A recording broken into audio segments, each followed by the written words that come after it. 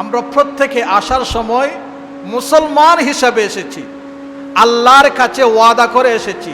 আমরা সবাই, সেই মুসলিম হোক, সে খ্রিস্টান হোক, সে নাসারা হোক, সে হিন্দু হোক, সে বুদ্ধিস্ট হোক, সবাই আল্লাহকে আল্লাহ মেনে দুনিয়াতে এসেছে। নবীজিকে আল্লাহ বলতেছেন, ইয়া রাসূল আল্লাহ, ওই দিনের কথা আপনি স্মরণ করুন। ওয়া ইদ আখাযা রাব্বুকা মিন বানি আদামা, বনি আদমকে, আদম সন্তানকে যেই দিন আদমের পৃষ্ঠ থেকে, মিন জুহুরিহিম, তার পিঠ থেকে, যুররিয়াতাহুম, যার্রা যার্রা পরিমাণ মানুষের রূহকে বের করেছি, রূহকে রূপ ধারণ করে আদমের পিঠ থেকে আমি বের করেছিলাম।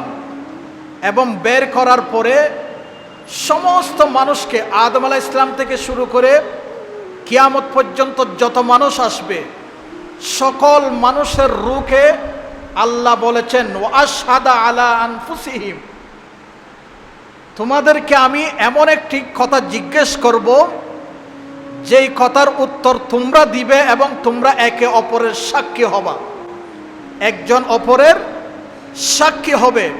কি কথা? আলাস্তু বিরব্বিকুম, বনি আদমের সকল রূহকে সেই দিন আল্লাহ জিজ্ঞেস করেছিলেন, আলাস্তু বিরব্বিকুম, আমি কি তোমাদের রব নই? আমি কি তোমাদের প্রভু নই?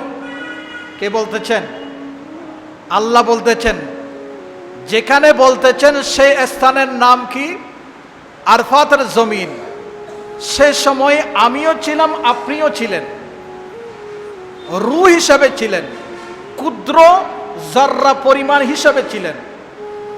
এই কথা আল্লাহ যখন জিজ্ঞেস করেছিলেন, সবাই এক বাক্যে আল্লাহকে আমরা এই কথা বলেছিলাম, বালা, ক্বালু বালা, হে আল্লাহ, তুমি আমাদের প্রত্যেকের সৃষ্টিকর্তা, আমাদের প্রত্যেকের মালিক।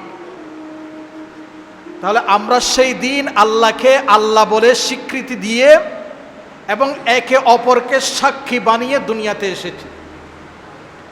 এই কথা যখন আল্লাহর সামনে আমরা স্বীকৃতি দিয়েছি, আল্লাহ এবার বলেছেন, যাও, তোমাদের স্বীকৃতি পেয়ে গেলাম, এবার তোমরা রূহর জগতে চলে যাও।